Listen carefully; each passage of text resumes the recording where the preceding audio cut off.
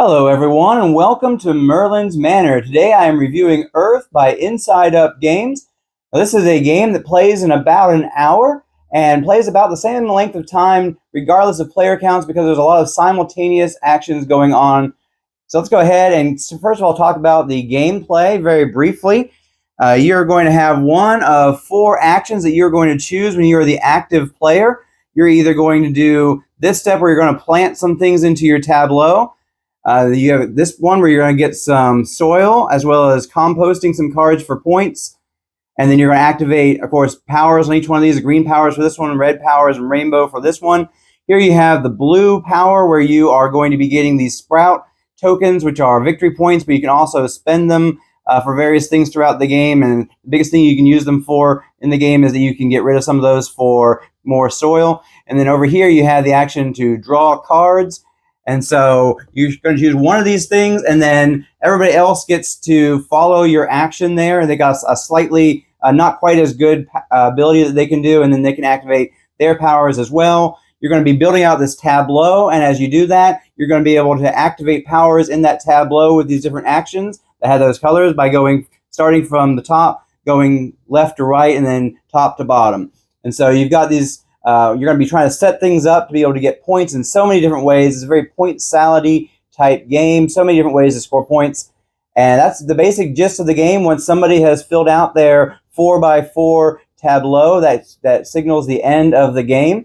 And when everybody's had their turns, you go ahead and add up your scores and see who wins. So a very simple kind of concept there. Let's go ahead and get in, though, to the review.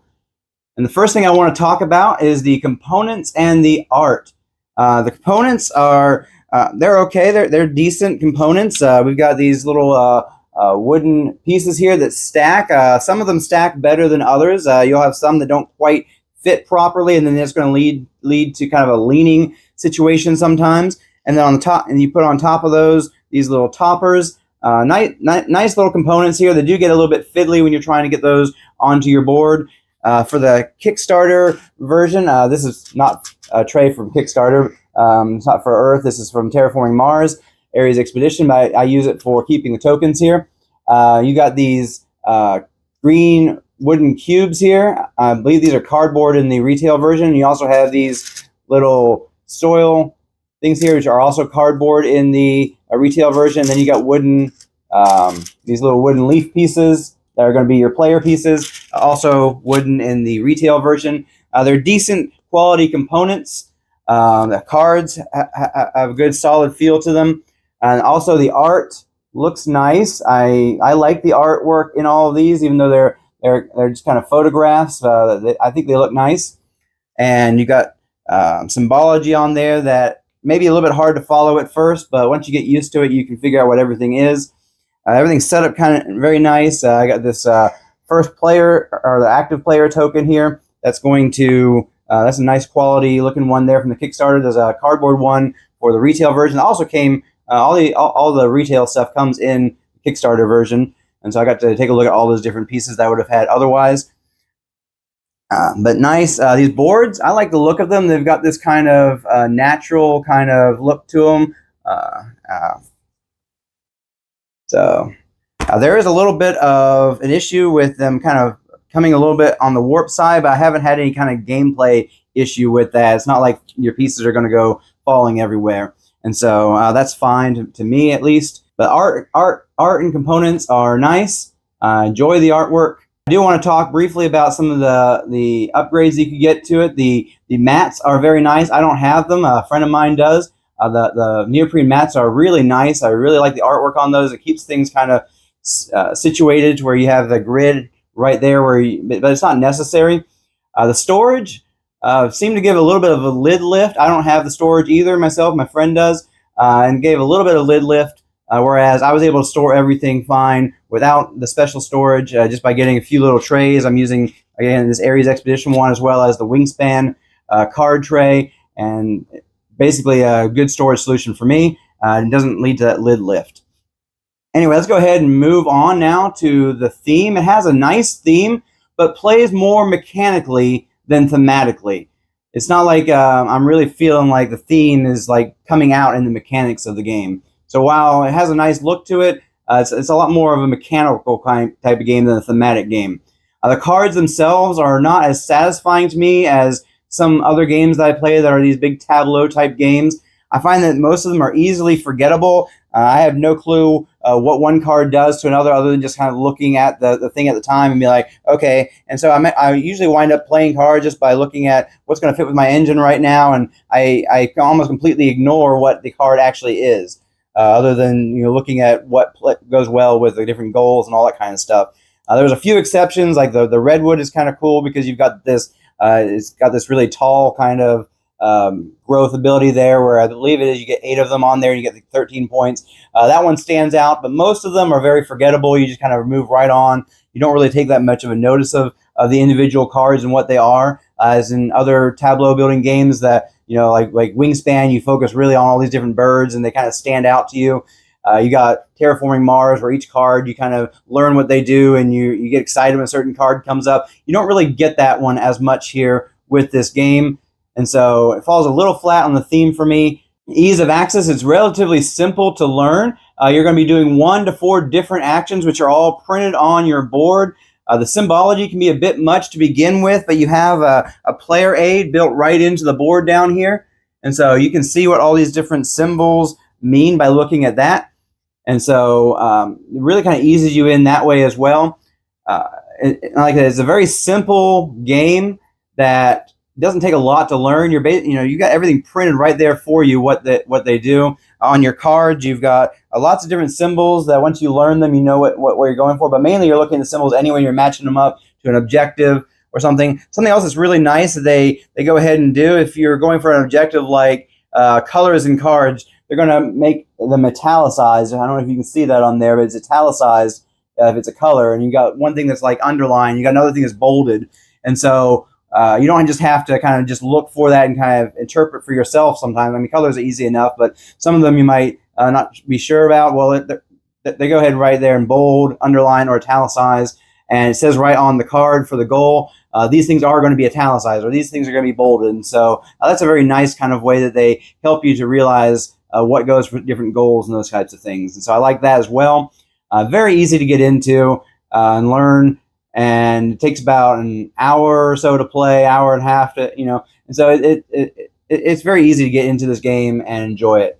As far as the gameplay goes, it has a very satisfying engine building type thing going on there. You are playing out these cards into your tableau, and you're trying to play them in a certain order so that they activate in the order that you want. Like if there's something that's going to be needing something, you want to kind of leave it to later in your tableau if you can, so that it will get what it needs earlier, possibly in the engine there.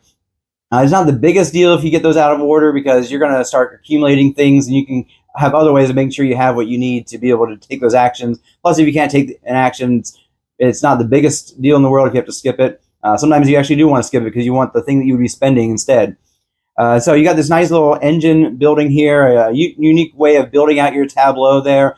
Some cards require certain cards to be adjacent to them, or they'll score points for certain types of cards that are in a line, horizontally or vertically. And so you have to pay attention to that when you are putting those out into your tableau. At first, you don't know probably what you're going to want, where you're going to want it. But when you start getting those cards that have those requirements, then you have to try and start planning there. So that's kind of neat right there.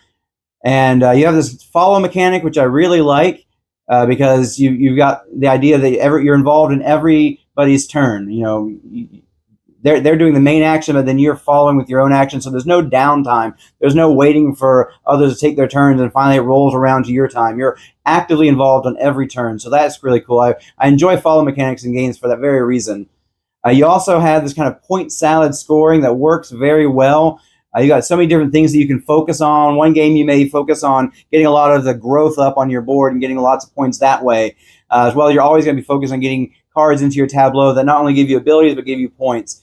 You're going to be focused on getting sprouts. You're going to be focused on this compost where cards aren't useful for you. You're just composting those things and getting 1 point for each card you do that to. There's just so many different ways you can score points. You got your objectives that you're going to need to be going after, and you've got this kind of race to get to the objectives first, because the ones that get to those first get more points. You also have your own private objectives that are out on your board that you're scoring. There's just so much of ways you can score in this game. I really like that because it gives you so many different options. We found that the green action was awkward sometimes because of the fact that the main player is going to be, the active player is going to be playing 2 cards. Everybody else is going to be playing 1 card. It might take them a little bit longer to play their card, but then they're supposed to draw cards technically before the rest. But we found that if you just kind of, whenever you're ready to draw cards, you just draw cards. No big deal. That wound up being better for us when we did it that way. Solid gameplay. Really enjoy it. Now, as for the solo, I will say this. The game feels a little bit rushed. You are having a certain amount of turns. It's 14 if you are playing on the beginner mode. It's 12 if you're playing on any other mode of the game. And if you're not done by the 12th step, the AI triggers the end game, and you go ahead and just kind of add up points at that point. And so you're wanting to try and get as much out in your tableau to score points as well as other actions really quick to kind of keep pace with the AI. The AI is going to rush that end game because when it gets through the deck twice, then the game is going to end. And so it's very rushed in my opinion, but at the same time that gives that a bit of a kind of, you're pushed a little bit to be very efficient, to work your thing really quickly like that. And so I can see the kind of the benefit there. I just would have appreciated a few more turns. Maybe if it was the 14 turns, but there's a couple extra cards in there for a non-beginner, so you still get the same amount of turns there, but you're not having the AI waste a turn. Might have been an interesting way to do that as well. The AI is a little fiddly. I recommend skipping towering their growth once they get to the full amount of growth for one of the things. I would say just go ahead and put the top there rather than having these big stacks going on. And also you have the cubes that you're putting on there. They have little spaces for each cube. I just chuck them down on there. I know some people will just kind of put 1 cube and move it along, keep track that way. It can get very fiddly if you let it there with those cubes. Also, the AI is very easy to run. In your turn, you do its follow actions and then do its actions. You're flipping a card and just following the instructions on the card. Very easy to run. The AI feels a little overpowered as it racks up points, but it's really actually very balanced with not having to those personal goals to score. Really kind of balances it out if you are focusing on getting the personal goals as well as the other goals over on the board. You're going to be able to keep pace and beat the AI. But when you're doing it, it feels so overpowered because every time the AI takes an action, it's like it gets a whole bunch of points. And sometimes when you take actions, it gets a whole bunch of points. And especially when you are drawing these cards on the green action there, you are looking at the 4 cards, and then it gets the other 3 cards and automatically scores the points that those cards are valued. And so you're trying to keep from giving it a bunch of points that way. So it feels in the midst of the game like, oh, the AI is scoring so many points, how am I going to keep up? But you do. It works out very well to be a very balanced game once you learn the ropes there, and you can keep pace. And I've played on all the different difficulty modes. I've beat it on expert, and so it can be done. That feels overpowered in the midst of the game. That's not a problem because, like I said, it is very balanced.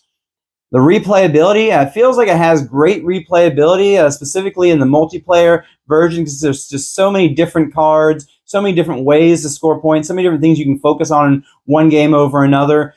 Feels like there's going to be a lot of replayability in there. And also due to having quite a few different goal cards that you're going to be going after, a variable setup with different islands, different climates. And I do feel, though, the solo mode feels like it may get old a little bit quicker. That's just kind of my impressions over the several plays I've had of it. But who knows? It may have its legs as well. But definitely the multiplayer feels like it's going to have a lot of replayability. I highly recommend it.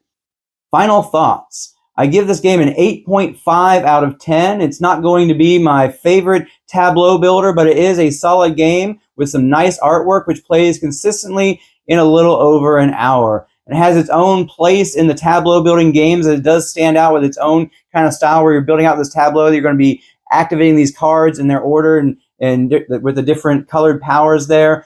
You're going to have those different placement kind of things that you're going to be focusing on in that tableau to score points.